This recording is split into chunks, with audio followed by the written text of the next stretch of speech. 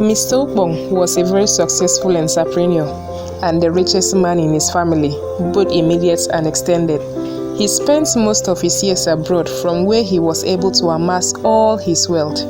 Later, he decided to return to his home country and manage all his businesses from there. When he returned, he showered his relatives and friends with lavish gifts and cash. He wasn't perturbed about how much he was spending because he had it enough, and what was he going to do with all that money? He didn't even have a child to take over from him. When his friends and relatives saw how generously he was giving, they wouldn't mind visiting him 4, 5, 6 times, knowing that they would return with bounty.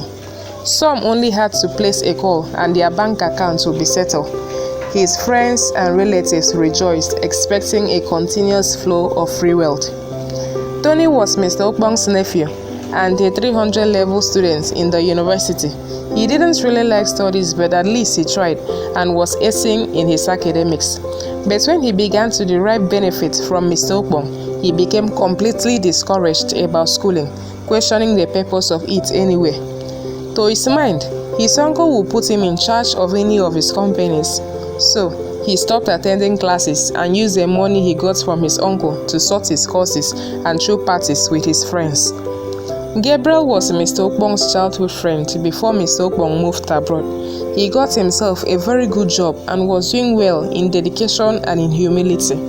However, after he experienced his friends' extravagant givings to him as a result of their reunion, he began to undervalue his job and disrespected his bosses. He said to himself that he was worth more than the meager salary they paid him there. Not very long, he tendered his resignation letter and relied on his friend's generosity. Mercy was Mr. Ukpong's cousin.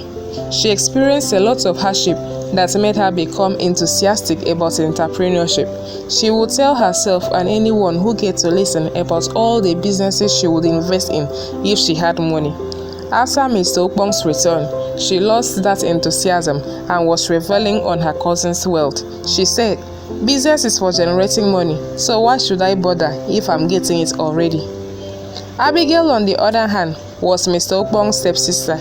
She could manage her life and stay contented during the absence of Mr. Ukpong, but when he returned, she suddenly developed expensive taste for things, squandering money on unnecessary items and living the luxurious lifestyle.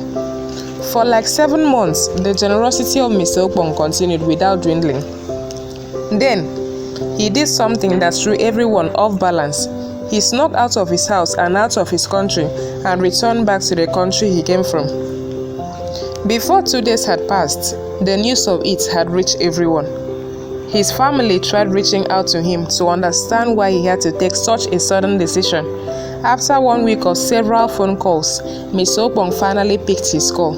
He informed his family that he'll never return again and that they should not expect him. It did not take time before the reality of the situation dawned on everyone, that they realized their follies. Tony regretted staying away from school for the past 7 months.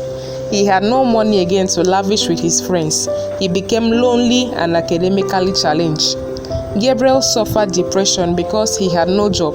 He begged his former boss for rehiring, but to no avail. Mercy felt so guilty that she had neglected all her financial plan. She struggled to find the right motivation to pursue her dreams again. Abigail shrunk like a snail back into her shell. Everything she spent money on became useless to her. She sought to sell everything she bought. The family learned the hard way that easy money can lead to destructive habits. They should not have clung so dependently on Mr. Ukpong.